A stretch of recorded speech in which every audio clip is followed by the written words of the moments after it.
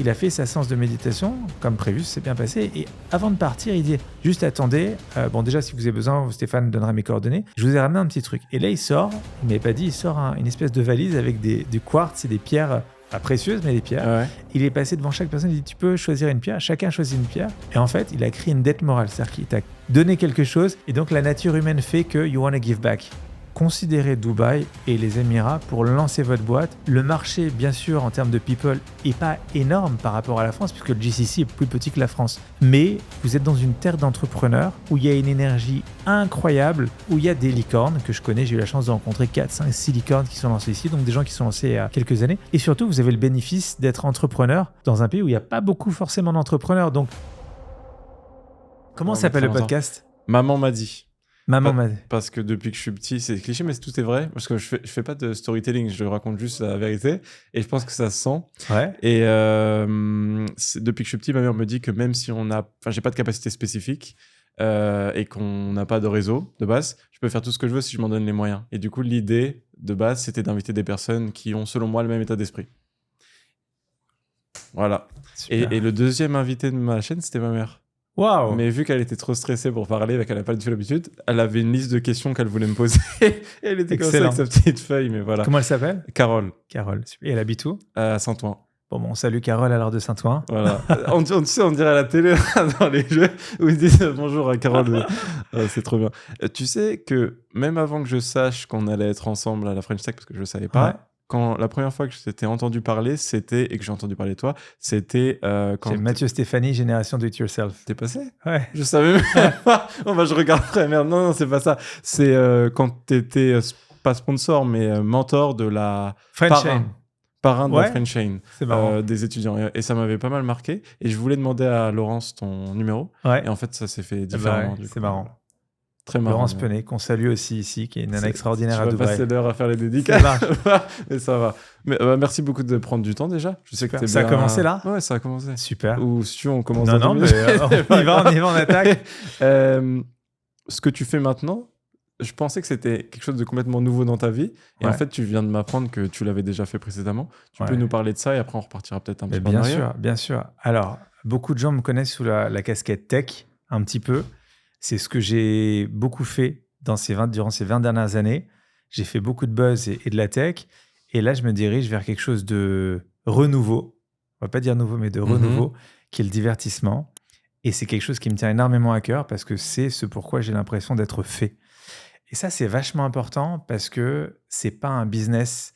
C'est vraiment le centre de mon ikigai. C'est-à-dire que clairement, tout ce que j'ai fait jusqu'à présent, c'était pour arriver ici aujourd'hui. Donc, on va pas garder le suspense plus longtemps. Donc, je lance la production de la première comédie musicale créée au Moyen-Orient, donc qui s'appelle Once Upon a Time in Dubai. Il était une fois à Dubaï.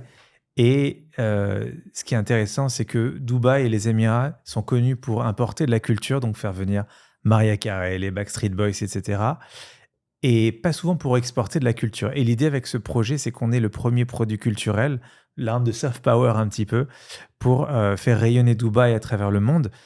Et c'est magique parce que pour moi, c'est une manière de rendre un petit peu à cette ville, à cet endroit qui nous donne tellement au quotidien. J'ai des dizaines de questions, on va essayer d'être organisé. C'est parti, voilà. On est là pour ça. Ça fait combien de temps que tu travailles sur ce projet-là ? Alors, dans mon cœur, c'est depuis toute ma vie. Maintenant, la réalité, c'est que j'ai découvert Dubaï durant le second confinement. Donc, je venais de lancer Excelsior, donc ma dernière boîte tech. J'ai lancé en 2019. Le deuxième confinement, je crois que c'est 2021. Ouais. Et là, Emmanuel Macron annonce qu'il ferme les frontières et qu'on ne peut plus sortir de France. Et là, avec ma femme, on décide de quitter rapidement le territoire. C'est à l'époque où il fallait faire des déclarations comme quoi tu avais une bonne raison de quitter le pays. J'ai eu de la chance, j'étais en Suisse cette période-là. Donc, je n'ai pas trop connu ça. C'était sympa. Si tu étais en France, tu ne pouvais pas sortir pendant quelques mois. Et donc, on est parti, on est venu à Dubaï avec mes enfants. Et j'ai eu un coup de cœur, pour ne pas dire un coup de foudre. Et j'ai vécu. Il y a mon frère qui nous a rejoints, il y a ma sœur qui nous a rejoints. On était à Palma Résidence sur la Palme Jumeirah. Et j'ai découvert un nouveau monde. C'est-à-dire que moi, j'ai l'habitude de regarder à l'ouest. J'ai une grande partie de ma famille aux États-Unis. Et j'ai jamais regardé dans cette partie-là du monde. Et j'ai eu une révélation. Je me suis dit, waouh, je me suis pris une putain de claque. Moi, je suis entrepreneur et fils et petit-fils d'entrepreneurs. J'ai vu une énergie. J'ai vu quelque chose qui se passait ici que j'avais vu nulle part ailleurs. Et je me suis dit, il faut que je revienne ici. Et j'ai consacré les 2-3 années d'après à faire des allers-retours et à développer mon entreprise en France dans l'espoir de la céder, de pouvoir un jour m'installer ici. Et c'est ce qui s'est passé. Trop bien. Qu'est-ce que faisaient tes parents et grands-parents?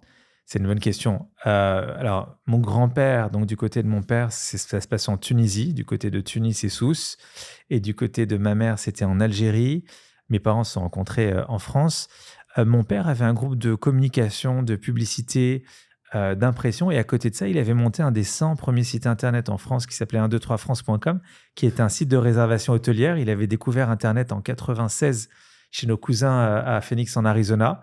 Et il est rentré... Découvert Internet. Découvert Internet. C'est-à-dire qu'il arrive avec le modem 28.8 ou c'était un 14.4. Je suis né en 2000, oublie pas ça. Oh là là. T'as pas connu la Coupe du Monde alors 98? Non. Ah Non. là là. Bon, c'est Non. pas grave. T'as Ouais. connu l'autre. Écoute, non, il est rentré avec un modem. Donc, t'as peut-être pas connu, mais en gros, pour avoir Internet, déjà, ça te bloquait la ligne téléphonique. Tu avais un script qui était exécuté sur ton ordinateur qui se compilait avec un logiciel qui s'appelait Trumpet Windsock. Tu as dû entendre le bruit, ça faisait tout. Ça te parle pas. Ok, je suis un boomer. C'est pas grave, ça parlera à certaines personnes qui nous regardent. J'espère. Et en fait, ça prenait 40 secondes pour être connecté. Le débit était ultra lent. Et c'était complètement fou. C'était une révolution. Mais ça m'intéressait. Et ça coûtait très cher. Tu faisais quoi? Enfin, tu pouvais faire Alors, quoi? Et ça se Alors déjà, manifestait tu comment? parlais avec d'autres gens, du monde que tu connaissais pas, donc c'était fou. Moi, je donnais rendez-vous à des cousins justement de Phoenix ou autres, où on se parlait par chat directement sur des chatrooms. Et pour vous, ça c'était paraissait fantastique? C'était génial. Et surtout, tu pouvais télécharger des vidéos. Et je me souviens, il m'avait fallu 4h40 pour télécharger la bande-annonce de Toy Story 2 ou le 1, je sais Mais plus. tu sais quoi, ça me paraît pas si long que ça. Bon, ça va. Alors, c'est super long. La bande-annonce, c'est le teaser, ça faisait 30 secondes. Et une fois, je me suis endormi devant mon écran parce que je téléchargeais un épisode de Lois et Clark, le truc de Superman. C'était une série des années 90-2000. Tu passes pour un vieux. Ouais, pour je l'instant, sais. Et mon père m'a retrouvé la tête sur le clavier. Et le pire, c'est que ça avait coûté une fortune parce qu'en fait, Internet coûtait le prix du téléphone et qui n'était pas gratuit ou compris à l'époque. Ce qui fait que ça avait coûté 10 heures de téléphone quasiment. Je sais pas, ça a dû coûter 200-300 euros d'aujourd'hui, quoi, Ok. pour télécharger Merci un pour la épisode. conversion des francs, parce que sinon, j'aurais pas tilté. Mais c'est trop intéressant. Mais attends, c'était sur des ordinateurs, genre les Fixe, ordis un peu fixes. 486 DX2 de chez IBM. C'était les mastodontes, c'était les premiers ordis, et avec des floppy disks, avec vraiment des disquettes, c'était incroyable. Et tu sentais pas du tout qu'il y avait un business à faire à partir de là, à partir d'Internet. Tu n'étais pas du tout dans ce genre de considération, ou tu commençais à te dire que ça te fascinait tellement que tu pouvais en faire quelque chose? Alors, j'ai vu mon père qui commercialisait des trucs sur Internet, donc je me suis dit, il y a quelque chose à faire, même s'il galérait parce qu'il devait expliquer aux gens ce qu'était Internet, et les gens avaient beaucoup de mal. Et par contre, j'ai fait un truc marrant dont je parle jamais dans les podcasts ou les interviews, enfin très peu, mais qui m'a rapporté beaucoup de sous. C'était avec l'ancêtre de eBay. Donc eBay, on connaît tous, le site de vente aux enchères. Ça. Voilà. Juste avant eBay en France, tu avais eBazaar, Mhm. avec un i qui s'est fait racheter par eBay. Et il faisait de l'affiliation. Donc l'affiliation, tu connais, en gros, ouais. tu fais de la pub pour ce site. Et pour chaque... Alors à l'époque, c'était pour chaque visiteur que tu amènes sur le site internet, tu gagnes quelques centimes, quelques euros, etc. Et c'était très, très, très mal fait pour eux, puisque à chaque fois que tu exécutais l'URL, donc ebay.fr/ ton numéro d'affilié 882233, Même sur le même IP, ça tu pouvais le faire déclenchait un toute la truc. journée. Donc sur le même IP. Donc la personne en face de toi a gagné 30 000 francs, donc l'équivalent de 30 000 euros aujourd'hui. J'avais 14 ans ou 15 ans, un truc de ça. Et j'avais fait des trucs mais complètement diaboliques. J'étais allé au salon de l'informatique et j'avais mis en page d'accueil l'URL en question, ce qui fait qu'à chaque fois que quelqu'un ouvrait Internet Explorer, ça générait 50 centimes pour moi C'est de énorme. francs. Ce qui était et je recevais des chèques toutes les semaines à la Ah maison. oui, j'allais dire, mais ça, alors, t'as quoi? c'était une escroquerie. Une interface affiliée? Ben, c'est quoi Même cette affaire? pas. En fait, c'est les gens qui. Alors, je te cache pas que j'ai passé des jours et des nuits entières à actualiser F5, vider le cache. Quand ils trouvaient les trucs, on s'est couru après pendant très longtemps. Et eBazaar m'a envoyé des lettres à la fin en disant, on a vu votre manège, c'est pas possible que vous gagnez autant, il y a un truc. Et ils ont voulu me poursuivre, mais ça, entre-temps, ça s'est fait racheter par eBay et ils ont laissé tomber les trucs. Mais ce qui alors c'était machiavélique parce que je cherchais tous les moyens pour que mon URL elle soit cliquée par le plus grand nombre de personnes et c'était assez marrant. Donc c'est le seul truc que j'ai fait dans les années 90 pour gagner des sous avec Internet. Trop bien. C'était marrant. Bon, après t'en as gagné. Ouais. On s'est rattrapé sur des choses plus clean et plus carrées. Exactement. Peut-être qu'on peut repartir de là. Ton parcours. Ouais. C'est une question très grande, mais je vais essayer d'être plus précis. Pas à 18 ans, tu voulais faire quoi? T'as fait des études, t'as direct entrepris? Alors, en fait, j'ai toujours voulu, quand j'étais petit, je voulais être chef d'orchestre. Je devais avoir 5 ans ou 6 ans. J'ai jamais été très studieux dans la musique, donc j'ai appris la musique comme ça, j'ai en colo, la guitare, un peu les notes, les trucs comme ça. J'ai vraiment pas été un gros travailleur, donc j'ai pas persévéré là-dedans, mais j'ai toujours eu envie de faire quelque chose d'artistique. J'ai une fibre pour ça. Et il s'avère que c'est la tech qui est porteuse aujourd'hui, donc j'ai fait la plupart de ma carrière dans la tech. J'ai monté plein de trucs qui n'ont pas forcément marché. J'ai eu 2 trucs qui n'ont pas trop mal marché, 2 entreprises de services dans le numérique. La première qui s'appelle Ametix, qu'on a monté à 500 collaborateurs et revendu au groupe La Poste. Je suis devenu postier, j'ai prêté serment, etc. Tout le folklore qui va avec. Si, je te jure. Donc voilà, ça c'est une belle aventure. J'ai monté ça avec 2 associés. Et c'était quoi C'était une ESN. En gros, tu places des consultants dans tous les grands groupes pour coder des applications, faire du SEO, SIA, bon. Ça va. Tout ce qu'on fait chez Digitality, mais externalisé. Je leur expliquerai une autre fois, c'est pas grave. Et tu proposais quoi de nouveau ou de différent? En fait, on n'avait rien d'innovant. Notre capacité résidait dans le fait de trouver les talents. Donc, si tu es meilleur que le concurrent pour trouver le développeur qui va chez AXA, tu as gagné le deal. J'ai compris. Et c'est quelque chose de super incrémental et de super récurrent. C'est-à-dire qu'une fois que tu as un bonhomme placé chez AXA, il va rester, alors légalement, il ne peut pas rester plus de 3 ans. Mais on va dire il peut rester très longtemps. Et à raison de 100 ou 150 000 euros par bonhomme, quand tu as 200, 300, 400, 500 bonhommes, ils feront le... Voilà, et c'est une très grande... Et les ESN, ce qu'on appelait à l'époque les SS2I, c'est un business c'est comme une commodité. C'est-à-dire qu'il y a du M&A, il y a des acquisitions en permanence. Donc, si tu as une boîte avec 50 consultants, tu es sûr de pouvoir la revendre. Et donc, c'est ce que vous avez fait? C'est ce qu'on a fait. Je l'ai revendu et j'ai remonté un business assez similaire, Excelsior, que j'ai revendu. Beaucoup plus récemment, du coup. Beaucoup plus récemment, en 2019. T'inquiète pas, tu vas pas nous laisser comme ça. On va creuser pour savoir ce que tu as fait. Mais tu as recommencé en 2019 avec le même angle à nouveau? Seul, cette fois-ci, plus d'événementiel, beaucoup plus de recrutement aussi, de la chasse de tête dans l'IT et toujours du consulting, donc où tu places les gars. Et on a créé un énorme hackathon qui s'appelait Tech Challenger avec Maître Gims qui chantait, des mecs qui codaient. Je te jure, je sais pas comment on va faire pour ce podcast parce qu'en fait, j'ai tellement de questions qu'on va... ça va soit partir dans tous les sens, soit durer longtemps. Mais voilà, je sais que t'es fatigué, je vais faire doucement, mais voilà. Mais quand t'en as marre, tu me poses une question comme ça, je te raconterai ma vie pendant 2 minutes. Mais trop bien. Et en fait, ce que je trouve super intéressant, encore plus avec ton parcours, c'est que t'as fait des modèles d'agence et t'es arrivé pour moi pas loin du max. Pas du max, mais quand même très haut dans ce que tu peux faire par rapport à la moyenne des gens qui font des agences. C'est pas forcément ce que je rêve de faire. Je veux dire, j'ai pas besoin d'arriver. J'ai aucune idée des ordres d'IDCA que t'avais, mais mon rêve, c'est pas d'aller ni mon objectif, c'est pas d'aller à 30, 40, 50 millions. Je sais à peu près ce que je veux faire, mais voilà. Mais je trouve ça très, très intéressant parce que je sais que si tu analysais mon agence, tu comprends les enjeux sur 3 ans avant moi. Mais c'est pour ça que je trouve ça passionnant. Je sais pas si tu as déjà commencé à regarder ce qu'on faisait ou pas du tout, mais voilà. Un petit peu, ouais. Un petit peu. Qu'est-ce que j'ai comme question? J'en ai beaucoup trop. Ça se valorise bien, ce genre de... En fait, ça se valorise de manière constante. Et c'est ça qui est bien. Une ESN, ça se valorise entre 8 et 12 fois les bits. C'était le cas il y a 10 ans, ce sera le cas dans 10 ans. Donc, ce qui est bien, c'est que c'est assez liquide comme entreprise. Alors que quand tu montes, il y a plein de boîtes où c'est très compliqué à revendre, même si tu as un plus gros chiffre d'affaires. Là, il y a tellement d'intégration dans le secteur régulièrement, c'est des boîtes qui se font racheter assez facilement. Ok. Et c'est parce qu'il y a beaucoup de récurrence, surtout Parce qu'il y a de la récurrence. C'est-à-dire quand tu achètes une ESN, tu as des consultants qui run, les contrats courts, etc. C'est assez rassurant. Et ça te permet de faire gonfler un peu ton chiffre d'affaires pour l'acquéreur. Donc, c'est intéressant. Ok, 8, 12. Non, je pense que ma typologie d'agence, elle n'est pas... C'est pas ça, d'accord. Ouais. Malheureusement. Mais sinon, je serais peut-être déjà arrêté. Mais voilà, trop bien. Et donc, tu l'as géré en étant à Dubaï, donc à distance? Alors, j'ai fait pas mal d'allers-retours depuis 3-4 ans. Et l'idée, c'était, j'ai dit à ma femme et mes enfants, dès qu'on pourra, je vendrai la boîte et on viendra s'installer ici. C'est ce qui s'est passé. Okay. Et donc, j'ai vendu Excelsior en 2023 avec l'idée de développer un bureau. Donc, on a ouvert un bureau pas très loin d'ici. On a développé le business sans connaître personne. Okay.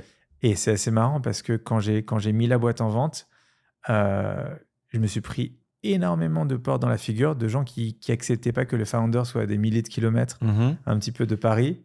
Et donc, j'ai la banque d'affaires qui m'a dit, bon, Stéphane, on a un souci. Parce qu'en fait, à la fin des rendez-vous, les fonds ou les industriels me donnaient leur carte en disant, écoute, on achète la boîte, mais tu restes. Ce qui n'est pas le but, en fait. Donc, ils m'ont dit, si tu changes d'avis, on sera toujours là pour acheter ta boîte, mais tu peux pas partir. Et j'ai ma banque d'affaires, Marc, il m'a dit, écoute, on a un problème avec ton histoire de Dubaï, là, tu fais peur à tout le monde, arrête de parler de Dubaï. Il y a plusieurs possibilités. Soit tu mens, ça, c'est pas trop mon style. Soit tu oublies Dubaï. Je dis, ça, c'est pas possible non plus. Ils m'ont dit, soit tu intègres la narrative UAE, Middle East, dans ton business. Et je dis, mais en fait, je connais personne. Moi, l'idée, c'était d'habiter là-bas, pas de travailler là-bas. Il m'a dit, faut que tu trouves une solution. Donc, j'ai ouvert un bureau, j'ai développé du business et ma narrative a changé. J'ai intégré le fait de dire, voilà, on a du business à Dubaï. Émergent. Et en fait, on a créé un truc. Je connaissais absolument pas le marché, je connaissais personne. Et j'ai développé en anglais. Alors, première citation, je sais pas combien il y en aura dans le truc. Belief creates the actual facts. Comment on dit, c'est fake it until you make it. On dit souvent, quand tu veux dormir le soir, tu t'allonges dans ton lit, tu fais semblant de dormir. Et tu dors. Et là, c'est pareil. C'est-à-dire que loi de l'attraction, The Secret. Je me suis dit, il faut que je développe du business. Et en fait, quand ça devient un focus et que tu l'as devant tes yeux, écrit en gros, je pense que les éléments de l'univers, ils s'organisent pour s'approcher de toi. Et tu as fait comment, très concrètement, pour avoir tes premiers clients ici, si tu n'avais pas encore de réseau? Ouais, alors, il y a des réseaux internationaux que j'ai utilisés assez influents, assez importants. Il y a un proverbe tunisien que j'utilise beaucoup, qui était marqué chez Excelsior devant. Deuxième proverbe, attention. Et ça, c'est ma philosophie de vie. Je tiens ça de mon grand-père et ça dit d'abord tu travailles pour ton nom et ensuite ton nom travaille pour toi. J'ai compris. Et donc en fait, même et je dis pas ça juste en arrivant ici, mais par exemple en France, par exemple mon copain Paul qui est le CEO d'Alibaba, il me connaissait, on a bossé local en France, il me connaissait, on a bossé ensemble, on n'a pas fait des super gros deals, mais on avait toujours une excellente relation. J'ai toujours essayé d'être correct avec lui, etc. Et quand je lui ai dit que je m'installais à Dubaï, il m'a dit c'est simple, contacte mon homologue là-bas. Il me l'a présenté. On a fait notre premier deal événementiel avec Ali Cloud ici. Et tout simplement, ça s'est fait comme ça. Et ici, t'as misé sur un service spécifique ou exactement comme ce que tu faisais à Paris? Alors, très rapidement, parce que je sais qu'on n'a pas beaucoup de temps, on avait 3 métiers chez Excelsior. Les événements business, le recrutement de talents et le conseil, donc placer des consultants. L'événementiel, ça a pas mal pris. Le recrutement, j'ai très vite compris que placer des développeurs ici en recrutement, il y avait un petit pays qui s'appelait l'Inde en fait, qui était juste à côté. Et on m'a fait comprendre que ça servait à rien de recruter des développeurs, ils n'avaient pas besoin de moi. Et donc, il fallait se mettre plutôt sur du CXO, sur des top managers. C'est ce qu'on a fait. On a placé donc pas mal de top managers pour des grands groupes locaux. Donc, c'est cool parce que ça fait beaucoup de marge avec très peu de cost en face. Donc, ça permet de générer du business. Et l'activité conseil, donc moi, je me suis dit, on va placer des consultants chez Mashrek, INBD. Et à ma connaissance, en tout cas, ça ne fonctionne pas tout à fait comme ça ici. Par contre, il y a plein de grands groupes, BCG, McKinsey et tout, qui ont balisé un peu le terrain ici et surtout en KSA, en Arabie Saoudite. Et donc, on est devenus les sous-traitants de A.T. Kearney, de Roland Berger. Et j'ai une anecdote assez marrante que je raconterai peut-être à la fin si on a du temps, mais ça prend un peu. Non, vraiment. Ok. Alors, parce que si ça se voyait que tu avais. Alors, non, parce que c'est une histoire assez marrante parce que je suis arrivé comme ça. Et chez Excelsior, j'avais développé, alors si vous nous écoutez, que vous avez une entreprise, je vous conseille de faire ça. C'est une présentation de votre entreprise avec un jeu de cartes. Ah, je te l'ai fait. Non, mais tu ne l'as pas fait, mais tu en avais parlé la première fois que tu as fait l'intervention devant les lycéens. Il faut le faire parce que quand on est dans un endroit, alors là on est dans un studio, il n'y a pas de bruit, mais souvent dans des forums, dans des salons, il y a du bruit, c'est inaudible et la personne ne vous écoute pas. Donc l'idée, c'est d'avoir ce jeu de cartes de présentation. Et c'est ludique, c'est exceptionnel. Et les gens vous retiennent par rapport à ça. Donc ça, c'est un petit tips que je peux donner. Faites un jeu de cartes. Et donc, je suis arrivé, je faisais des rendez-vous du matin au soir à Internet City, Media City, et je déployais mes cartes. Mais même devant des gros CEO. Devant des CEO. Et je me retrouve devant le CEO, je ne dirais pas, mais d'un des gros cabinets de conseil. Et je fais la présentation avec les cartes. Et le gars était sur son téléphone. Il n'écoutait pas depuis le début du truc. Ah, mais attends, tu n'étais pas... J'étais face à face. One-to-one, comme ça, il fait les cartes, donc des cartes sur la table. Donc, il ne m'écoutait pas. Et donc, il m'a reçu par politesse par rapport à son homologue parisien qui m'a demandé de me recevoir. Et à la fin, il me dit, bon, tu repars quand à Paris? Parce que j'étais encore entre les deux. Et je fais, je repars là, mais je reviendrai en août pour m'installer. Et il me dit, super. Et tu loues où? Je fais, je loue pas, j'ai acheté. Il me fait, ok, et t'as acheté où? Je fais, j'ai acheté sur La Palme. Et là, il s'est mis à Palme Jumeirah. Et en fait, je voyais qu'il ralentissait progressivement et tout. Et j'ai vu qu'il a complètement bugué. Il me fait, mais t'as acheté sur La Palme? Je fais, oui. Mais il pensait que tu venais de débarquer là. Et il a posé son téléphone sur la table, il fait, désolé. T'es qui, toi, exactement? Et j'ai fait, en fait, je viens de t'expliquer, il y a les cartes sur la table. En fait, j'ai présenté pendant une demi-heure. Non, mais en fait, ça fait une demi-heure que je te présente la boîte, Excelsior et tout. Il me fait, OK, j'ai pas écouté un mot de ce que tu as dit, tu vas me représenter là. Il mélange les cartes, il fait, tu vas représenter tout ça, on va bosser ensemble. Et on a fait un deal à 200 ou 300 000 euros. Ah ouais. Mais t'as pas beaucoup Et depuis, d'égo. après, à chaque fois que je faisais un rendez-vous, je dis, tu sais, j'ai acheté un truc à ce moment-là. Parce que tu sais que ça les fait... En fait, je savais pas. À Paris, quand tu dis, j'habite à tel endroit, tout le monde s'en fout. Et puis parfois certaines Et personnes parfois, essayent c'est de mal pas le vu. dire. Ouais, Mais voilà. oui, et tu dis j'habite dans le 17e ou dans le 15e, on s'en fout Ouais, complètement, ouais, tu vas ouais. jamais dire. Et là, Enfin, en je trouve fait, ça le ridicule, type, hein, le mais- type, ah bah oui, mais ça a marché. Et en fait, j'ai sorti ça parce qu'il m'a posé la question, j'en aurais jamais parlé. Il s'est arrêté C'est et en dingue. fait, ça a bugué. Il m'a regardé, il me fait t'es qui? C'est Et en fait, dingue. j'ai pris son attention à ce moment-là. Et depuis, voilà, j'ai changé un peu le discours. Mais c'est un truc marrant qui m'est arrivé. Je serais très curieux que tu me montres, pas maintenant, mais le jeu de Ouais, cartes. bah, je l'ai Mais, au bureau, je t'en passerai trop un bien. exemplaire, ouais, sans problème. Si j'ai cette chance, c'est Ouais. trop bien. Mais je suis sûr qu'on pourrait répliquer ça parce que quand on se présente à des événements de Il y a networking... des droits dessus.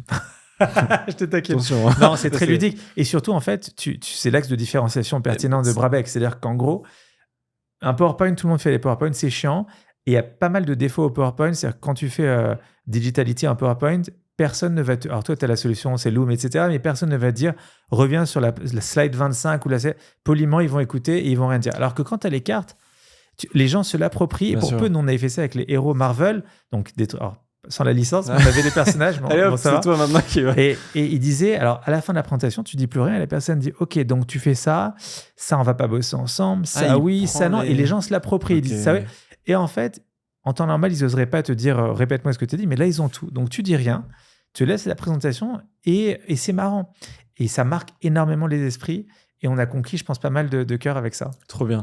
Ça m'intéresse d'avoir ton avis sur notre approche en Loom. Ouais. Pour le contexte, on utilise... Ah, j'étais bluffé, t'es la première personne qui me l'a montré, alors depuis, j'en ai vu d'autres. Ah ouais, non, je trouve ça extra. m'étonne. Ah ouais, non, en fait, j'en ai eu d'autres, mais la tienne était personnalisée. Souvent, les gens t'envoient sur un truc Loom avec un truc classique, standardisé, et toi, en fait, tu as fait comment dire, tu as fait vraiment une approche segmentée, personnalisée. Alors, c'est une petite pub pour Digitality. Non, mais réellement, c'est-à-dire que, en fait, c'est génial. Déjà, c'est asynchrone, donc on n'a pas la pression de la personne en face qui dit bon, je t'ai fait ma presse, t'en penses quoi? Alors tu vas signer. Donc c'est très cool. On peut le forwarder à pas mal de personnes dans l'équipe. En fait, c'est très malin parce que tu donnes quelque chose en business. C'est ce qu'on appelle le concept de la dette morale. C'est-à-dire que ce matin, j'ai fait intervenir un copain qui vient de Paris, un coach de méditation, dans un groupe de grands dirigeants de CEO assez connus de la région. Et donc, parce que je pensais que c'était une bonne idée de commencer par une séance de méditation. Donc, il est venu, il a fait sa séance de méditation, comme prévu, ça s'est bien passé. Et avant de partir, il dit, juste attendez, bon déjà, si vous avez besoin, Stéphane donnera mes coordonnées.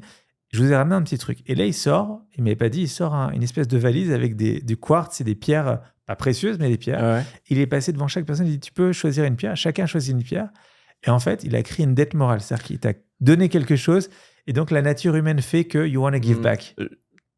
C'est une partie de la raison pourquoi on fait autant d'événements sans faire payer les gens.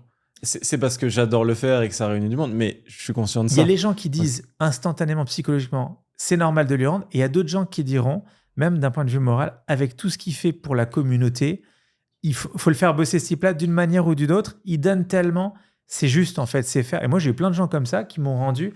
Je faisais chez Excelsior 3 événements par semaine, des concerts, des spectacles, tout. Les gens disaient, faut qu'on le fasse. Et j'avais le patron, le CTO, CIO de la deuxième boîte d'assurance en France, qui venait à chaque fin d'événement, qui disait Stéphane, je suis super embêté. Comment je peux t'aider Comment je peux te faire travailler? Dis-moi ce que j'ai besoin de savoir pour te faire bosser. Et là, tu te frottes les mains. Ça m'intéresse énormément que tu parles de ce que tu faisais au niveau événementiel avec ton agence. Tu peux en parler un petit peu? Bien sûr. En fait, placer des gens ou faire du recrutement, c'est comme les agents immobiliers. On est harcelé toute la journée. C'est chiant. C'est très compliqué de se différencier. Donc, nous, notre axe de différenciation principal, on va dire, c'était l'événementiel. Alors, il y avait des événements payants, mais il y en avait peu, et surtout des événements gratuits. L'idée, c'était de faire plaisir à nos clients. On a organisé avec Julien Lepers le grand quiz tech, donc on faisait un question pour un champion régulièrement. On peut le faire venir si tu veux ici, il vient très souvent d'ailleurs au UAE. Tu t'enverras la facture, parce que par contre, ça, c'est pas si cher que ça, et c'est fantastique. C'est un money can't buy, finalement, c'est quelque chose. Non, mais bien sûr, on a fait venir Jennifer en concert pour 50 personnes. Ouais. Qu'est-ce que tu veux c'est faire? au-delà. Et en plus, ça lutte contre la loi Sapin, parce que si tu envoies une caisse de champagne, les gens vont dire bon, c'est 100 balles, 150 balles. Non, mais c'est génial. Alors que quand tu fais un concert. On l'avait jamais cité celle-là encore. Ah non, mais en France, quand on envoie une caisse de champagne, tous les grands groupes du CAC 40, ils ont dit attention, je peux pas accepter. Là, tu dis j'organise un concert ou un spectacle avec tel artiste, c'est pour tout le monde en fait. Ma mère est assistante administrative depuis une bonne vingtaine d'années pour le chef Christian Lescar, le chef 3 étoiles du 5 au Georges V. Ouais. Et je la saoule depuis très longtemps pour qu'il nous fasse un cours de cuisine privée à nos clients quand il vient sur Dubaï. C'est ce genre de choses où, voilà, money can buy, quoi. Tu le payes, lui, Money can il buy. s'en fout, quoi. Et ça c'est exceptionnel parce que même les gens qui ont beaucoup d'argent, ils peuvent pas se payer ça. J'ai commencé un stage chez Warner Bros. Quand j'avais 17-18 ans. Je te raconterai après pourquoi ça l'a pas fait finalement jusqu'au bout. Mais en gros, Warner Bros., comme toutes les majors, ils ont de la propriété intellectuelle. Ils ont Titi, Batman, Harry Potter, Tom et Jerry, etc. Et donc, ils peuvent fabriquer des trucs exceptionnels puisqu'ils peuvent faire un scooter Harry Potter. Ils ont le droit de le faire et c'est les seuls à pouvoir le faire.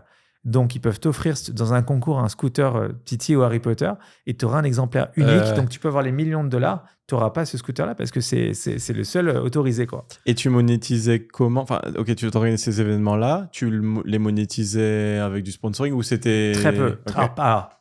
Alors, il y a un hack que je donne. C'est sans doute le meilleur conseil du podcast. Il y a des entrepreneurs dans les services qui nous écoutent. Ouvrez grand vos oreilles. Alors, si vous écoutiez ça à côté... en train de faire autre chose sur votre ordi, remettez la fenêtre sur YouTube parce que les 40 prochaines secondes vont changer votre vie. Il y aura un avant et un après. Donc, si vous êtes dans le B2B, dans les services, écoutez bien parce que c'est, je pense, voilà, la principale valeur ajoutée de ce podcast, en tout cas d'un point de vue business. On a développé un concept qui s'appelle les VIP Dinners, que j'ai d'ailleurs aussi développé ici. Les VIP Dinners, c'est quoi ? Donc, nous, notre boîte, c'était une boîte de services qui se destinait donc à des CIO, des CTO, donc des directeurs techniques, des DSI, systèmes d'information. En gros, si ces gens-là, je leur dis, est-ce que tu veux des développeurs pour aller chez AXA ou chez McDo, je sais pas quoi, ils vont te dire non, ça les intéresse pas. Par contre, si tu leur dis, est-ce que tu veux venir à un dîner VIP, ils diront oui. Le dîner, il fonctionne pour 3 raisons. Les différents convives vont venir si il y a un speaker qui est intéressant, si c'est un endroit sympa, un resto ou un chef exceptionnel, et s'il y a d'autres pairs, en fait, s'il y a au CTO qui les intéresse. Et s'il y a des goodies, c'est un petit plus. Et ils vont venir chez toi, ils vont assister à ton dîner, et même en étant extrêmement subtil, sans arriver avec ses gros sabots, tu vas marquer tous les points. Et donc, c'est une manière d'aller de A à B, mais indirect, parce que si tu arrives en envoyant un message LinkedIn, tu es le 100e sur la liste, ils en ont rien à faire. Par contre, inviter quelqu'un à un dîner en présence de telle ou telle personne, ça a cartonné. Je l'ai fait ici au Phuket, à Dubaï. Exceptionnel. En plus, à Dubaï, c'est très networking. On le fait demain matin avec l'agence. Un petit déjeuner avec des speakers. Alors, le souci du petit déjeuner, même si ça peut être très bien, c'est qu'on a quelque chose à faire après le petit déj. Je suis désolé, je dois y aller, il est 10h. Normalement, le dîner, si on fait bien notre coup, et si c'est un jeudi soir, et les gens restent, ils squattent jusqu'à minuit, 1h. On en fait un la 3e semaine de septembre. Là, c'est un bel endroit, ce que tu fais, c'est un truc sympa. Saint-Régis, downtown. C'est dans cool. Un endroit un peu privé. Tu as des têtes d'affiche un petit peu? Non. Non. Il faudrait que tu aies... Alors, ce qui serait sympa, c'est que tu aies un client alibi. C'est que tu as un client qui dise Digitality, c'est fantastique, quand même, pour que tu aies quand même un témoin positif. Il faut que tu aies d'autres gens importants, parce que les gens sont moutonniers. Si tu dis j'ai le directeur marketing de telle boîte. Et un autre truc aussi, dans l'extension de ça, c'est créer un club. Si votre cible, c'est les CMO, bah vous créez un club. Moi, j'avais créé le club CTO ou CMO. Et tu le fais présider par un CMO et surtout pas par toi. Mais c'est dingue, je pense que cette conversation, c'est juste me confirmer ce que je pense savoir. Ouais. Ce qui est le principal, je pense, mais parce que j'ai commencé à contacter des autres fondateurs d'agences de services marketing qui proposent pas de site ni de SEO, ce qui sont nos principaux services, pour en faire un groupe, parce qu'ils cherchent toujours un prestataire pour faire ces trucs-là, sous-traiter ou recommander. Et j'aimerais bien... Mais là, ce que je cherche, peut-être que tu as une idée, c'est comment leur apporter de la valeur. Parce que si tu réunis toutes ces personnes-là, la valeur, c'est peut-être leur ramener un intervenant, du coup. Mais j'ai pas encore... Alors, la valeur, ils l'ont si eux, ils se parlent entre eux. Ils adorent networker. On n'est pas à l'abri comme de se faire licencier ou quoi que ce soit. Donc, ils vont venir parce que le network, ils en ont conscience, en France comme ici. Il y a un truc intéressant. Un bel événement, ça coûte cher. Ça coûte 4 5 000 euros, 20 000 dirhams pour ceux qui sont aux Émirats qui nous écoutent. C'est pas donné. Mais la bonne nouvelle, c'est que c'est pas forcément à toi de payer. Et donc, l'idée, c'est de trouver un sponsor qui vise le même public, mais qui n'est pas concurrent et qui ne va pas être cannibalisé. Et nous, c'est ce qu'on a fait, c'est-à-dire qu'on a toujours bossé avec les éditeurs de logiciels, Salesforce, ils ont le même Google, intérêt que toi, qui ont la même cible, sans te cannibaliser. Ce qui fait qu'en fait, ils te payent pour faire ton marketing et en fait, tu es payé pour rencontrer tes clients, tes prospects. La personne grâce à qui on se connaît, c'est-à-dire Laurence, via sa nouvelle structure en gestion de patrimoine, qui en fait a les mêmes cibles que nous, c'est-à-dire des entrepreneurs ou des personnes bien établies aux Émirats, plutôt français, et notre premier sponsor du tournoi de paddle où tu es déjà passé la dernière fois. Donc, je pense que tout ce que tu décris, on essaye de le faire, mais ma problématique que j'ai, c'est potentiellement parfois la qualité du réseau. D'amener des personnes, tu vois, par exemple, des personnes comme toi, comment je fais pour amener, alors là ça va être compliqué, mais 30 personnes comme toi plutôt que d'avoir 30 clients moyens? C'est très facile, tu les interviews, tu fais un podcast.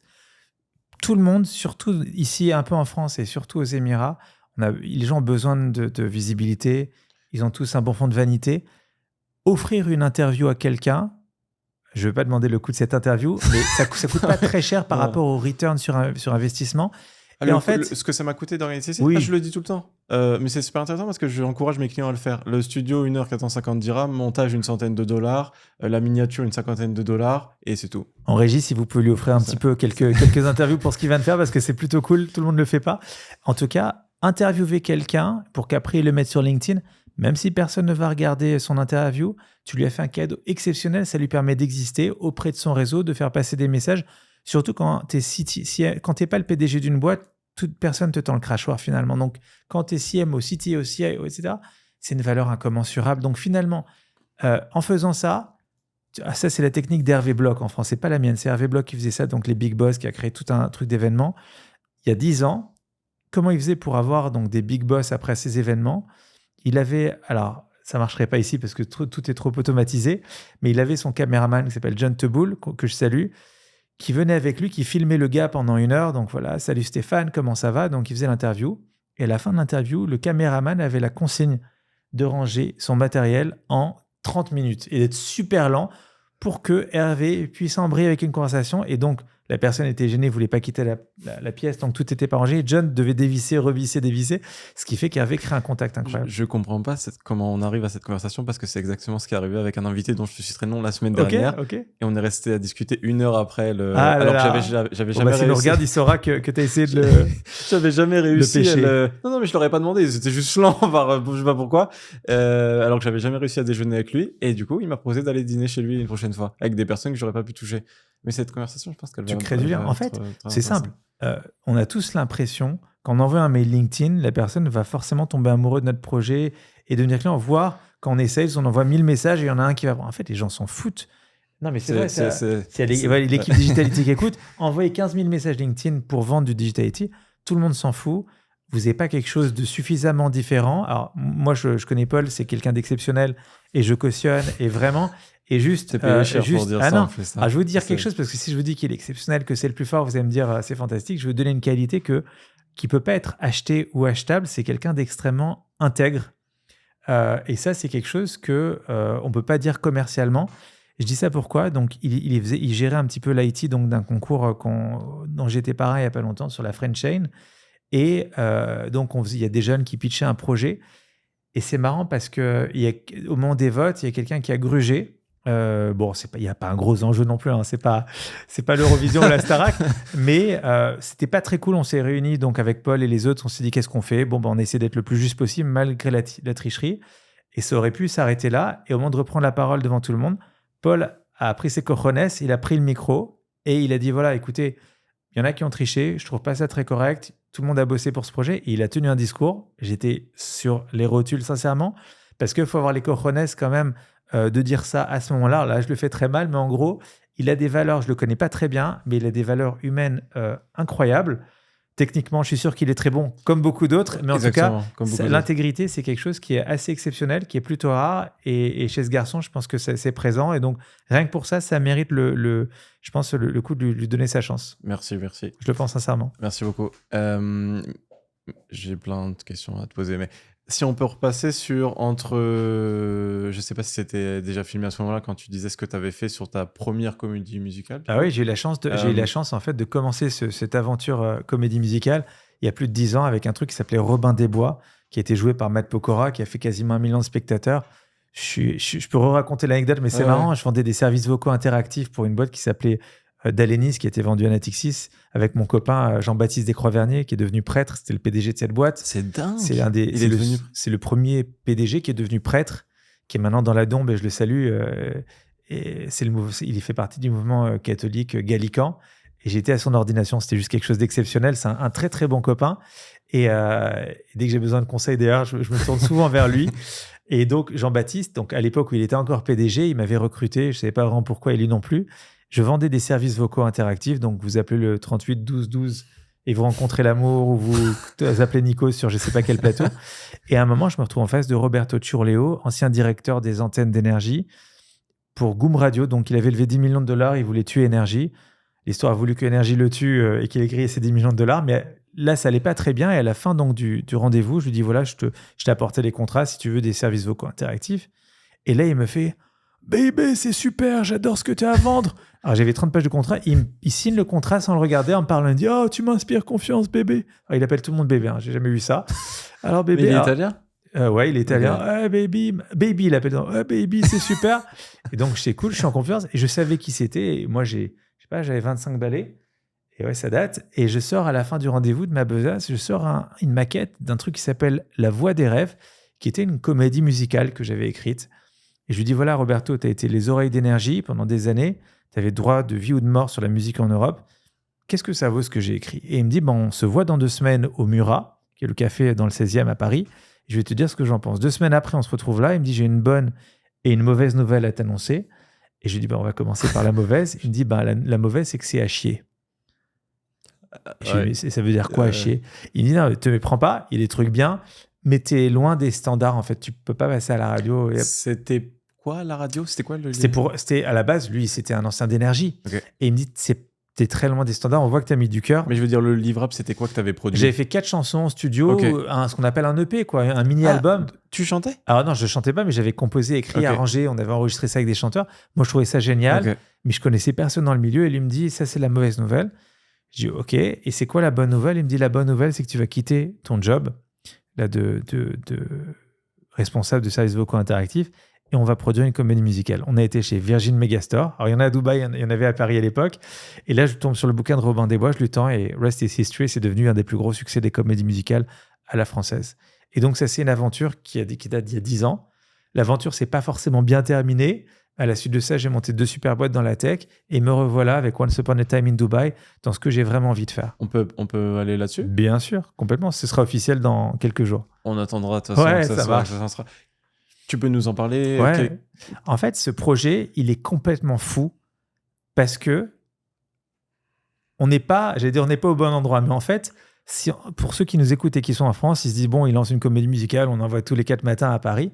On est dans un pays où ça n'existe pas.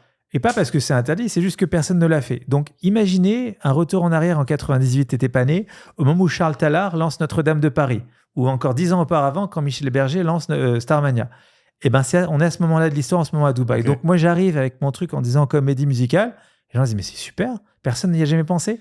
Mais tu parles à qui, justement, quand tu arrives avec ton idée? On parle d'aller chercher des investissements, on parle d'aller chercher des partenaires? De tout. Alors, c'est comme c'est pas un business, mais c'est le projet de ma vie et que je suis dos au mur par rapport à ça. Je mets tout ce qui est en mon pouvoir pour que ce soit une réussite. J'active l'essentiel de mes réseaux, de mon temps, de mon énergie. Moi, j'ai 3 qualités. Tout le reste, je suis pas très bon. Mais BizDev, Marcom et réseau. Je suis pas mauvais là. Alors, je suis très mauvais en finance, en droit, en fiscal. Je sais pas lire un contrat, mais ça, je suis un diable quand il s'agit de ce truc-là. Et j'ai activé tout ce qui était en mon pouvoir. Et donc, c'est moi, les gens me disent, mais j'ai rencontré 1000 personnes depuis que je suis arrivé à Dubaï il y a 1 an.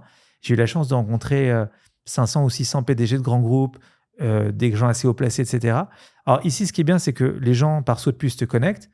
Mais j'ai déployé une force redoutable pour avoir accès aux personnes que je voulais. Et là, alors je ne peux pas tout dire, mais dans les trucs que je peux dire, on est associé avec Universal Music. Dans le projet, c'est quand même la maison de disques derrière Taylor Swift, Katy Perry, Drake, donc c'est pas rien. Les petits artistes, quoi. Les petits. Ouais. On a plein de sponsors. Ils le découvrent sur le site quand on fait ça. Mais bon, il y a première chaîne de restauration rapide au monde, première chaîne d'hôtellerie au monde, premier groupe d'éducation dans toute la région. On ne donne pas de nom, mais... Non, je suis en train d'essayer de trouver ce que c'est, mais pas de souci. C'est très simple. Une plus grosse banque de la région. En sponsor? Sponsor, soit en monetary, soit en marketing, soit les deux. En fait, 100% des gens sont intéressés. J'ai pris, même les gens qui disent non ne disent pas non. C'est-à-dire qu'il y a quelqu'un qui m'a dit, une grande compagnie aérienne, qui m'a dit, c'est trop tôt pour nous, mais 8 mois avant, on le mettra, on implémentera ça dans notre programme. Donc, même les gens qui devraient être des non en temps normal ne sont pas non. Donc, tout le monde dit oui, tout le monde dit c'est génial, c'est le projet que Dubaï attendait. Donc, en fait, pour les marketeurs qui nous écoutent, c'est le Product Market Fit. Et ça va se matérialiser comment? Ça va être dans un lieu, un stade, Un stade, j'aimerais bien. Ouais. C'est dans le deuxième plus gros lieu de Dubaï, qui est une salle de 3000 personnes à Media City, sur 50 dates. Donc, il y a 150 000 spectateurs. Ou 50 premières Alors là, dates? sur la première saison, on va faire venir 150 000 spectateurs, ce qui est huge, ce qui est sans précédent. Tu as La Perle, qui est un spectacle résident façon Cirque du Soleil, mais là, pour ce type de spectacle, c'est sans précédent. Et ensuite, on voyagera dans la région, à l'international, et ensuite sur les écrans. Dans quelques années, l'idée, c'est de l'adapter sur Netflix. Et mon ambition derrière tout ça, c'est que dans quelques années, tu es la petite fille de l'Oklahoma avec sa maman qui regarde sur Netflix Once Upon a Time in Dubai et qui disent « C'est fantastique, ça a l'air génial, Dubaï, viens, on y va ». Et j'étais à Paris, au Louvre, l'hiver dernier, en décembre, et j'ai vu quelques nanas américaines avec le béret sur la tête, tu sais, le béret rouge. Et très cliché, je me suis approché d'elle et je leur ai demandé, je leur ai dit, pourquoi vous êtes venus à Paris? C'est Emily in Paris? Et ouais, et elles m'ont dit ça. Et c'est bon que tu sais ça. Elles m'ont dit, on a vu la série. Et je dis, mais de quoi vous parlez? Elle dit, la série Emily in... Et moi, je l'avais pas vu, Emily in Paris. Pour elle, ça semblait évident. Bah oui, c'est évident. On a vu Emily in Paris. Et j'ai dit, mais à quel rapport? Elle dit, c'est pour ça qu'on a décidé de venir. Et je me suis dit, waouh, donc elles ont vu la série, donc elles sont venues. Donc peut-être qu'on peut faire la même chose. Et c'est marrant parce que moi, j'ai un amour pour ce pays sans commune mesure.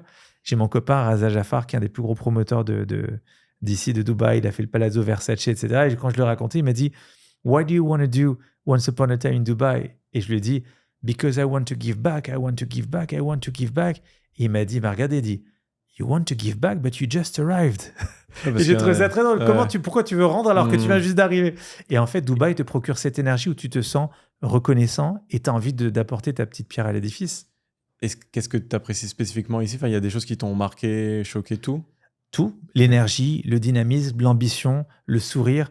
Tout le monde est entrepreneur. 90% des gens ont quitté leur pays pour entreprendre d'une certaine manière ici. Même quand tu bosses dans un bureau, tu t'es mis à risque. C'est le Mayflower 2024, tu as tenté, tous les gens dans cette pièce finalement, et même en régie, ils ont quitté leur pays d'origine pour tenter la grande aventure. Donc c'est l'Amérique. Et on sait que l'Amérique, c'est plus trop l'Amérique. Le rêve américain a changé. Je ne te demanderai pas de creuser sur ça. Le rêve Dubaï, maintenant, le rêve a changé son headquarters et maintenant le rêve est ici. Et c'est fantastique, un pays visionnaire, quoi. Et là, tu mets tout ton temps sur ce projet-là? Alors j'ai la French Tech un tout petit peu, j'ai mes investissements tech un tout petit peu, et globalement, je mets tout. En fait, j'ai pas de balle dans le chargeur. Ça doit marcher, ce projet Once Upon a Time in Dubai. Et en fait, le meilleur moyen de planter une boîte, c'est de lancer 15 trucs à la fois. J'ai de la chance d'être sollicité 15 fois par semaine pour être dans des boîtes proactifs, opérationnels. C'est ultra séduisant.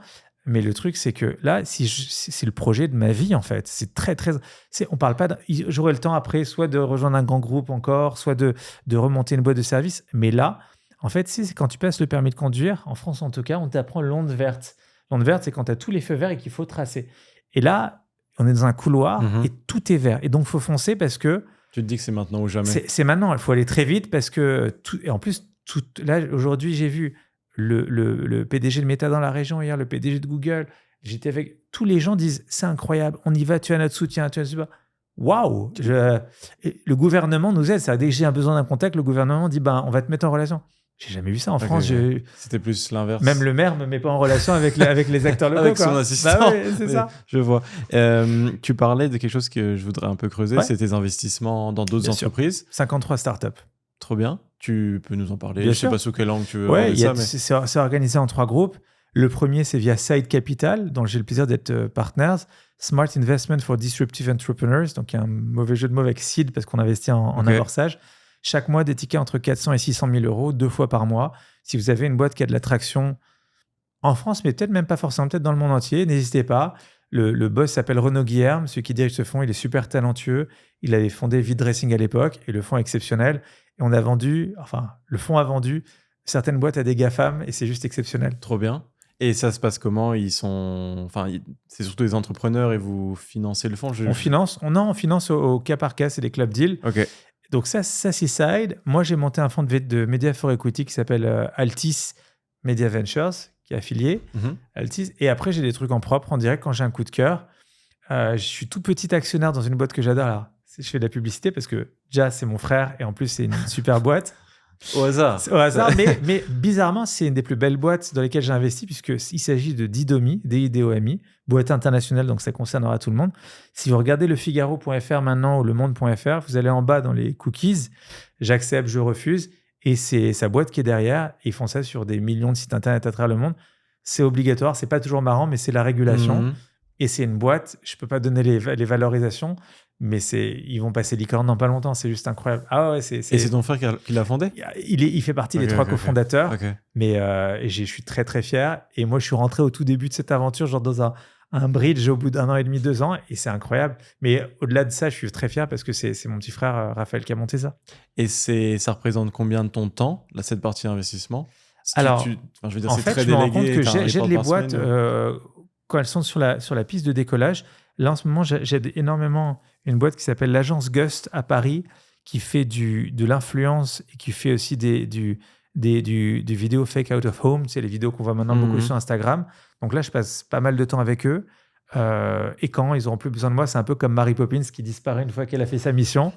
J'ai le parapluie. L'idée, c'est que je les aide sur le décollage. Et pareil, BizDev, Marcom Réseau, j'ai ces 3 forces. Alors, je suis incapable de regarder leur bilan et de faire les bas de bilan et tout ça. C'est pas mon truc. Par contre, les connecter aux bonnes personnes, oui. Trouver des idées un peu folles, oui. Et être pro-sales, pro-business et les diriger sur les offres, ça, c'est ce que je sais faire. Trop bien. Peut-être qu'on peut plus ou moins conclure avec la French Tech. Déjà conclure. Oh, ça passe vite. Ça passe vraiment très vite. French Tech UAE, nouvelle saison. Alors, on a un board qui vient d'être élu, fraîchement élu, dont tu fais partie. Ouais. Et d'ailleurs, Paul, c'est un des membres les plus actifs. On a énormément de chance de l'avoir. Il y a peu de gens, voilà, je pense comme toi, qui passent autant de temps, d'énergie et qui servent cette cause. Donc, c'est super. Il y a mes équipes qui participent beaucoup. Ah oui, donc aussi, merci à tout Digitality. Et ils parlent que russe et anglais. C'est vrai, ok. Thank you, Digitality. Spasiba. Exactement. Et tu voulais faire ça, enfin être président pour rendre, pour... Ouais. Alors déjà, ce qui est intéressant, c'est que moi, je suis plus dans la tech. Et donc, j'ai pas de boîte, de business, de trucs, machin, etc. Les boîtes dans lesquelles j'ai investi sont principalement en France. Donc, je fais ça vraiment par passion, pour rendre. Moi, j'aide en fait... Il y a des choses que je peux apporter, des choses que je peux pas apporter. Je passe déjà, une journée par semaine à aider les autres. Ça, okay. je passe une journée de mon temps pro bono à accompagner les entrepreneurs à travers des fonds, à travers des idées, etc. Donc, je me suis dit, pourquoi pas le formaliser.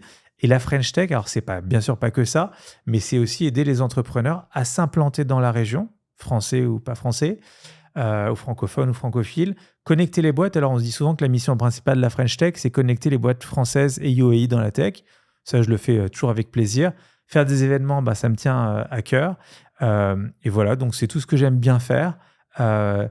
C'est un mandat. Alors, j'ai voulu le limiter à 1 ou 2 ans. On verra après ce que ça donne. Là, l'idée, c'est de le redynamiser. C'était un peu calme depuis quelques temps.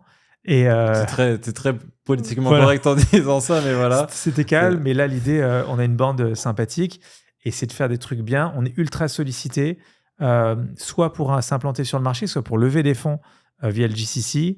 Un truc intéressant, moi, s'il y a des Français qui nous écoutent, considérez Dubaï et les Émirats pour lancer votre boîte.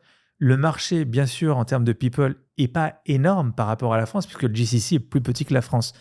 Mais vous êtes dans une terre d'entrepreneurs où il y a une énergie incroyable, où il y a des licornes que je connais. J'ai eu la chance de rencontrer 4, 5, 6 licornes qui sont lancées ici, donc des gens qui sont lancés il y a quelques années. Et surtout, vous avez le bénéfice d'être entrepreneur dans un pays où il n'y a pas beaucoup forcément d'entrepreneurs. Donc, c'est comme moi avec mon histoire de comédie musicale, c'est-à-dire qu'il y a la prime au premier, vous arrivez, les gens, il y a beaucoup d'expats dans le sens où c'est le cadre supérieur de L'Oréal qui est muté pour être, je ne sais pas, CMO, c'est sans doute très bien, mais il n'y a pas beaucoup de gens qui vont venir ici pour être entrepreneurs. Et donc, à ce titre, si vous êtes entrepreneur, vous avez une valeur ajoutée. Fiscalement, si vous lancez ici, ce sera super intéressant. C'est bon, je suis un très bon ambassadeur, je me rends compte des UAE, mais j'adore cet endroit. T'as un mandat, mais tu nous le dis pas. Oui, je devrais. Non, mais c'est vraiment, moi, n'hésitez pas à m'appeler, il y a mon mail, c'est son stéphaneboucry@gmail.com. Je ne connais pas particulièrement les mécanismes. Bon, pour monter des boîtes, j'ai des avocats comme tout le monde, mais en tout cas, si vous avez besoin de tips sur la vie ici, etc., je vous recommande, quoi. Il y a une petite anecdote que j'ai qui m'est arrivée la semaine dernière. J'ai eu un des premiers leads qu'on a eu d'un local, qui a une entreprise, d'un Émirati qui a une entreprise ici. Et il m'a demandé de lui raconter un peu mon parcours. J'ai fait ça en 2-3 minutes. Et il m'a dit les personnes comme toi sont toujours les bienvenues ici. Merci beaucoup pour ce que tu fais. Et là, j'ai bloqué. Je me suis dit, mais. Et je lui ai dit, en fait, surtout merci à toi d'avoir créé ce pays-là. Parce que je m'y sens bien. Et moi, j'ai commencé l'activité 6 mois après être arrivé ici. Donc, si je ne m'étais pas senti correctement ici, je serais reparti chez moi. Donc, ils ont créé le cadre. Ils ont créé le cadre. En fait, ils ont créé le bac à sable pour qu'on puisse changer le monde. Et c'est vraiment ça. C'est-à-dire qu'ils sont pro-business. Tout n'est pas parfait. Il ne faut pas être bisounours non plus. Il y a 2-3 trucs. Mais ce qui est bien, c'est que même les trucs qui ne vont pas ou qui ne vont pas pour l'instant, ils vont être changés en fait. Pour toi, c'est quels points les points perfectibles? Il y a 2 choses. À mon sens, 2 choses qui sont perfectibles. Et je suis sûr que ça va changer dans le bon sens.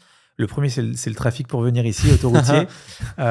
J'ai mis 1 heure pour venir. Alors, mais en fait, c'est la rançon de la gloire parce que c'est un pays qui fait venir des millions de personnes chaque année. Je crois, d'après le plan 2040, qu'il y a 5 millions de personnes qui vont arriver. Donc, il y a de plus en plus de monde. Donc, ça crée de la valeur, mais ça crée aussi des bouchons. Ouais. Mais ils sont en train de créer les pistes en plus. Donc, ça, c'est le premier point. Je trouve c'est pas critique, ça va. Enfin, non, c'est rien de grave. En fait, ce qui est dommage, c'est qu'avant, c'était pas comme ça. Et c'est un peu nouveau, mais ça montre qu'il y a de l'énergie aussi. Donc, on peut trouver du bien là-dedans. Et autre chose aussi, moi, je suis asthmatique. Je suis coureur aussi. Je fais beaucoup de courses. Et la qualité de l'air est perfectible. Ouais. Alors, il y a des choses, on peut rien y faire parce que c'est le naturel. Il y a des choses, je suis certain qu'on peut faire quelque chose. Alors, en attendant, on est sous Dyson, on met des Dyson dans toutes les pièces. Ils se moquent de moi pour ça, mais c'est vrai. Non, il faut. La qualité. Alors, c'est pas. On n'est pas dans certaines villes. Je regardais Kinshasa, je regardais des villes en Inde. On n'est pas du tout à ces niveaux-là. Mais je suis sûr qu'on pourrait faire mieux que ce qu'on fait aujourd'hui. Quand on regarde le score, alors c'est marrant, j'étais avec un groupe de dirigeants ce matin. Ils m'ont dit, tu nous as rendu fous. On passe notre temps sur l'application Air Quality. Je vous recommande Air Quality. Mais même j'ai pas d'action. Même sur Dyson, t'as la qualité truc. de l'air, ouais. Et donc c'est un peu. On est à combien? NLC Force Sensitive Group. Ouais, alors ça va, ouais. Mais c'est plus ça. Et en fait, c'est le seul truc perfectible. Mais la bonne nouvelle, c'est que vous êtes dans un pays où on écoute les gens. C'est-à-dire quand tu reçois ta carte d'identité ici, il y a marqué votre bonheur est notre priorité. Your happiness is. J'ai jamais vu ça. En France, on va dans un hôtel, quoi. Ben oui. Ouais. Ils sont tout n'est pas parfait, mais ils veulent que ça marche. Ils feront en sorte que ça marche. Et à ce titre-là, en fait, c'est pour ça que tu as envie de rentrer, tu as envie de dire, mais j'ai envie de rester ici, je suis chez moi. Et tous les entrepreneurs, je trouve, ont leur place ici. C'est la seule phrase avec laquelle je ne suis pas forcément en accord, c'est « je suis chez moi ». Je trouve que j'aurais vraiment du mal à me sentir ici complètement chez moi, du fait qu'ils ne donnent pas le passeport et plein d'autres choses. Mais, tu l'auras peut-être un jour. Oui, peut-être. C'est compliqué, mais... Ouais. Mais sinon... Je trouve ça tellement fantastique. Moi, je ferais tout un jour pour être vraiment chez moi à Ad Vitam. J'ai dit à ma femme, un truc un peu bizarre, mais je lui ai dit, j'aimerais finir ma vie ici. Ah ouais? Eh mais oui. Ouais. Et mais parce que tous les soirs, on marche, parfois on va sur la plage et tout. Je dis, mais c'est exceptionnel. En fait, on dirait qu'on est dans une autre dimension, tu sais, comme dans les films. Et quand tu allumes, parfois, je regarde BFM TV, CNews d'ici et tout. Et je me dis, waouh, on n'est pas sur la même planète. T'imagines quand je fais Dubaï-Chisinau en Moldavie pour aller à nos bureaux? Ah oui, il y a un gap. Ouais. Mais c'est sympa aussi, il y a d'autres choses. De toute façon, quand on habite à Dubaï, ce que j'essaie tout le temps d'expliquer, c'est que quand on sort de Dubaï, c'est pas pour trouver du fancy ou autre, c'est pour aller chercher complètement autre chose souvent. Donc, je trouve complètement autre chose à Chisinau. C'est sympa. On peut terminer par la phrase d'Orelsan. Ah, parce que t'as pas fait tant de. Non, mais c'est pour ça qu'on va terminer. Si tu veux, t'as 2 minutes citation. Alors, on va chanter. C'était quoi déjà? Je crois que la Terre est ronde pour une seule bonne raison. Après avoir fait le tour du monde, tout ce qu'on veut, c'est être à la maison. Et j'adore cette phrase parce que c'est vrai, cet été, donc on est parti et en fait, on n'avait qu'une seule envie, c'était de revenir ici. Ouais. Et j'ai dit à ma femme, je lui ai dit, parce qu'elle m'a dit, j'aimerais partir là ou j'aimerais partir ici. J'ai dit, tu as conscience que si on part à la plage, globalement, n'importe où sur Terre, alors, on est à part Bora Bora et les Maldives, mais globalement, n'importe où en Méditerranée, on sera downgradé par rapport à Dubaï. Ouais. Elle me dit oui, mais on va retrouver nos amis. Et je lui ai dit, touché. Une bonne, je lui ai dit, tu marques un point. Il y a juste parfois les amis et la famille qui manquent. Et c'est la raison pour laquelle on est prêt à aller n'importe où et même parfois être downgradé en termes de vue, quoi. Qu'est-ce qu'on peut te souhaiter? Écoute, moi, j'ai déjà tout ce que je souhaite dans ma vie. Donc, merci beaucoup. Mais moi, je te souhaite plein de bonnes choses pour toi, pour Digitality, pour la French Tech. Je trouve que tu fais un boulot exceptionnel. On n'a jamais vraiment encore bossé ensemble sur les projets, mais je suis sûr que ça ne va pas tarder. Non, je trouve que tu es inspirant Et une fois de plus, je trouve que tu es super intègre. Et je t'avais jamais parlé de cette citation là de la French Chain, mais ça m'a marqué parce qu'il y a peu de gens finalement qui font la différence. Et je trouve que tu en fais partie. Donc, non, donc c'est top. Bravo à toi. Merci. Je t'avais demandé ce qu'on pouvait te souhaiter, mais Ah, merci moi, me beaucoup pour souhaiter. les commentaires. Non, écoute, Mais- c'était de rien, franchement. J'ai trop de chance. Et juste une fois de plus, je terminais par une note peut-être un peu plus sombre, mais pas tant que ça. C'est que moi, je sais pas combien de temps il me reste. Alors là, pour l'interview, on sait qu'il nous reste 30 secondes, mais dans la vie, Non, c'est- est-ce qu'il reste 5 ans? Est-ce qu'il reste 10 ans? Est-ce qu'il reste Ou 15 15 ans? minutes. Ou mais est-ce c'est qu'il dingue, reste on n'en 10 sait minutes? rien. Moi, j'ai vu des gens devant moi débranchés au sens figuré, mais qui se sont arrêtés devant moi. Et en fait, on ne sait pas. Et vu qu'on ne sait pas combien de temps il nous reste, le plus important, c'est de faire ce pourquoi on est fait. Et ça, c'est moi ce que je peux souhaiter. Alors, c'est encore l'envers, mais ce que je peux souhaiter à tous ceux qui nous écoutent, c'est essayer de voir ce pourquoi vous êtes fait. Et une fois que vous l'avez, c'est pas facile forcément, mais courez-y. Et c'est ce que je suis en train de faire moi. Eh ben je me permets de rebondir sur ta conclusion, mais tu vois, à mon micro-niveau, de toute façon, ça dépend toujours à qui tu compares, mais je me dis, j'aurais jamais été assez prétentieux pour rêver d'être dans la situation dans laquelle je suis maintenant. Si tu me mets même 5 ou 10 ans avant. Et du coup, tous les jours, je me dis, mais fantastique ma vie, enfin, j'adore, quoi. Pourtant, je suis vraiment à un mini-niveau, mais je peux mourir demain ou ce soir. Je l'ai dit à ma famille, ça m'a libéré énormément. Je leur dis, vous savez quoi, vous inquiétez même pas. En pleurez pas, je veux dire, c'est très cliché, mais tu vois. Et je sais pas comment ça s'appelle ça, mais c'est très agréable de se sentir comme ça. Ce que je voulais dire d'autre, c'est que moi, je pense pas que je sois né pour faire des sites, mais je pense que je suis né pour, si on peut dire, connecter les gens. Et la partie événementielle, mais c'est ça à quoi je pense la nuit, c'est vraiment les événements qu'on va organiser.